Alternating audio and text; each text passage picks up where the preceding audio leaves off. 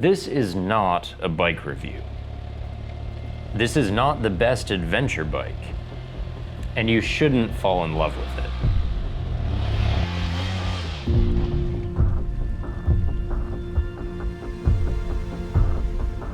This is my adventure bike, and how I fell in love with it.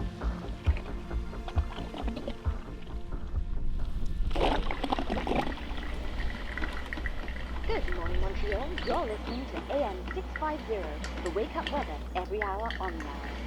Today will be a mix of sun and clouds, no chance of rain, with temperatures at a low of 3 degrees in the city, warming to 12 Celsius by 1 o'clock. Winds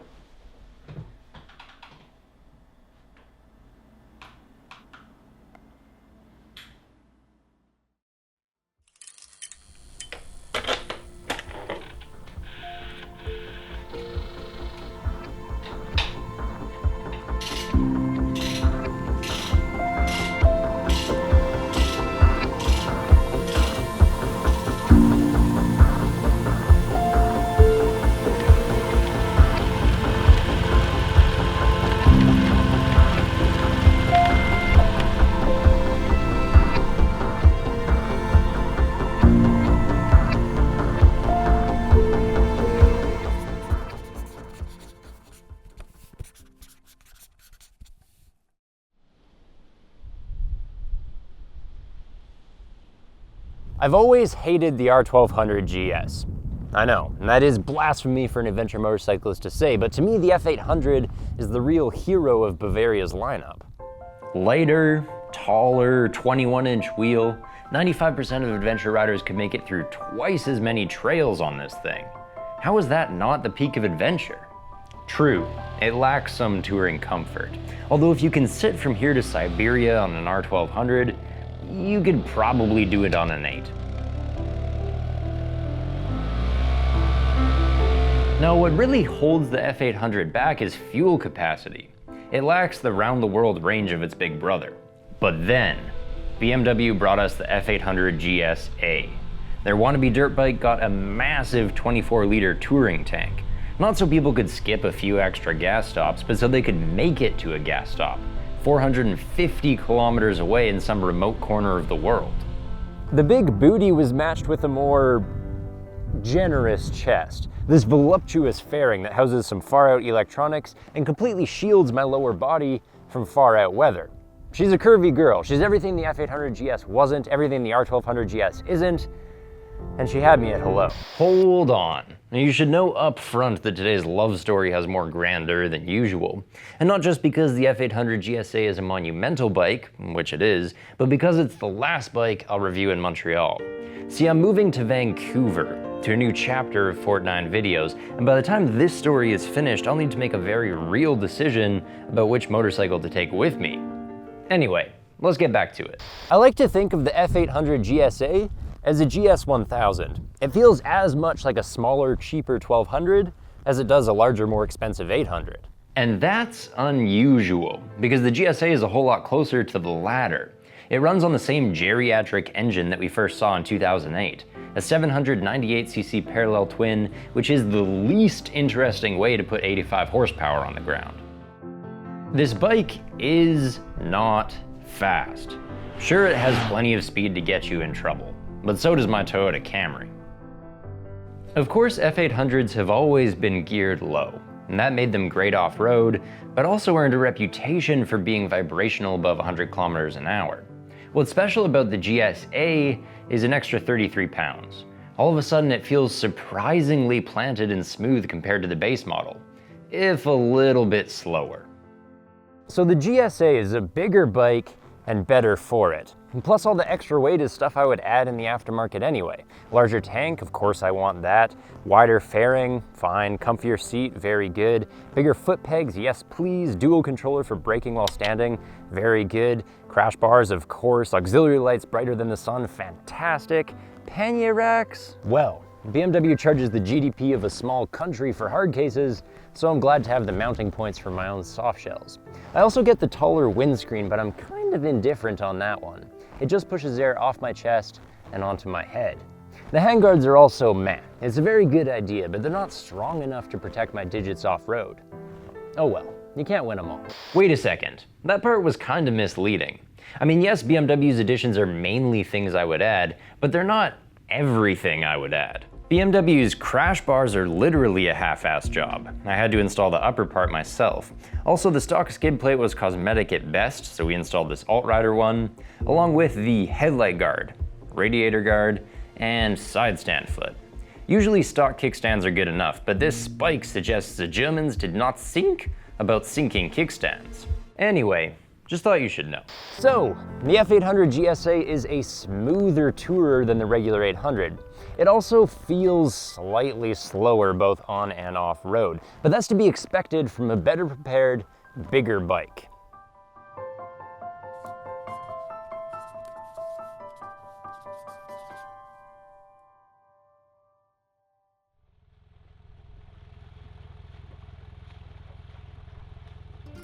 For a beefed-up motorcycle, the F800 GSA is exceptionally manageable.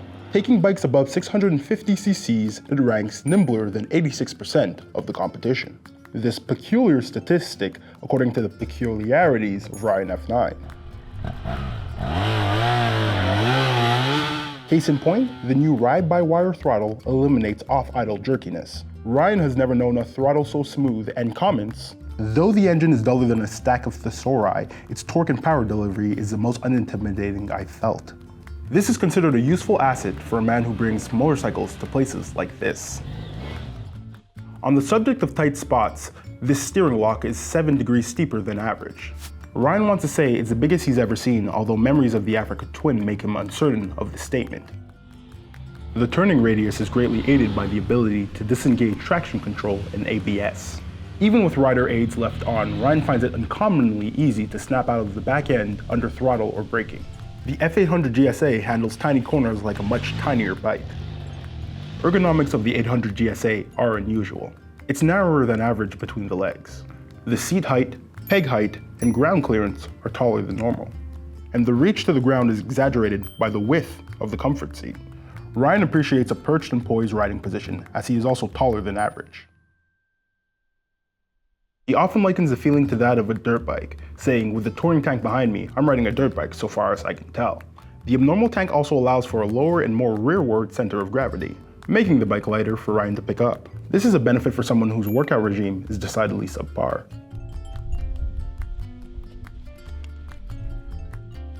The illusion of a small bike is maintained in soft terrain. Ryan has done this route 17 times, including trips on an Africa Twin, a KTM 1290, a KTM 1190, R1200 GS, Triumph Tiger XCX, Yamaha Super Tenere, Suzuki V-Strom 1000, Suzuki V-Strom 650, and others. As an uncommonly weak subject, Ryan was exhausted after 4 hours of trying to keep these motorcycles upright. But our 800 GSA, with the weight of gasoline over the rear wheel, naturally wants to float front and remain vertical. In sand, Ryan can ride 2 times longer on an F800 than comparable ADV bikes. In one test, he succeeded for 12 hours before succumbing to a fatigue crash. The aforementioned rear tank has its downsides, setting pillion pegs uncomfortably far apart. Though Ryan is married, as continues to baffle peer analysis, his wife dislikes riding 2-up and he's therefore unconcerned on this point. It is worth noting that the F800 GSA, while 6 pounds lighter than the Africa Twin with 8 pounds more gas, is not actually as small as it seems. Mainly this creates a problem with fork dives, since the spring rates were left unchanged on the GSA despite an increase in wet weight. As a bike that errs on the squishy side, Ryan finds the GSA's fancy electronically dampened suspension pointless. Only the firmest sport setting is appropriate, both on and off-road, and heavier riders will still feel undersprung. As a human below average mass, the sport setting is adequate for Ryan, where he avoids bottoming out 3 out of 4 times.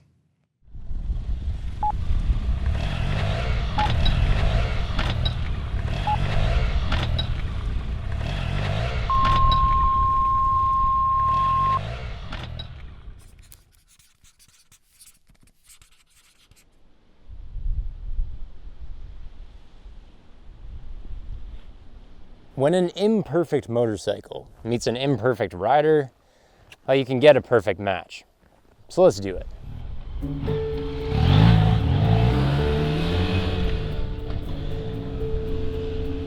Oh, Woo. Whoa, whoa, whoa. Oh, these foot peg rubbers are so unusually squishy. It's like standing on water balloons. Jeez. Normally I would hold on to these things because they dull vibrations on the highway. But honestly, I need a wrench to take them on and off, and even on the big slab, they're annoyingly bulbous.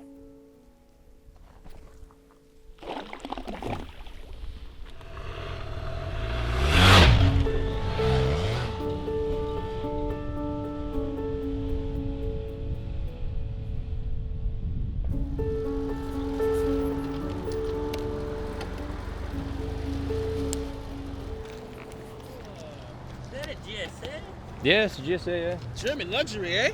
Yeah, I guess it is, yeah. Yeah. You guys eating? Yeah. Young everybody? Yeah. Cool.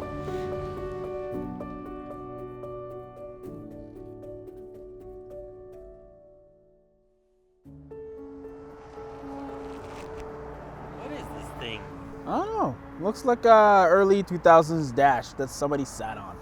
The windscreen isn't even adjustable? No. Must be an older Beamer. I guess.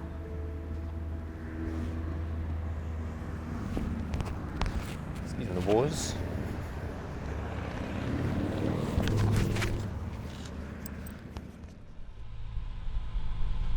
I told you this wasn't the best adventure bike.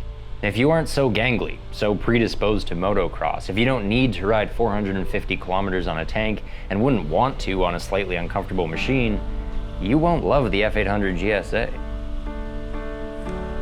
But I do. I love that my legs overheat when it's 24 degrees Celsius. I love that my emergency toolkit has 49 pieces. I love that there are no baffles in the tank, so I can feel 24 liters of adventure sloshing around.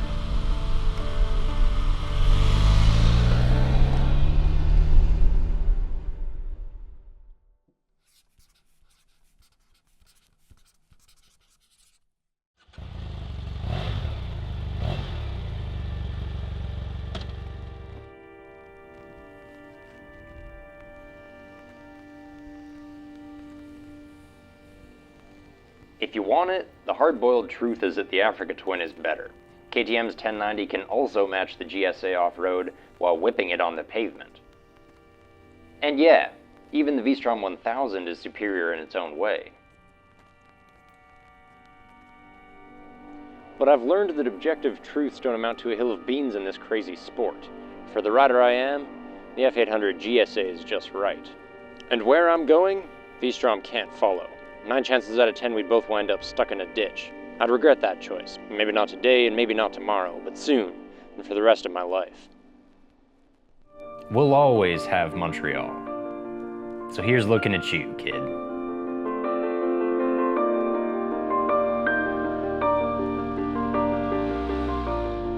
Beanie, I think this is the beginning of a beautiful friendship.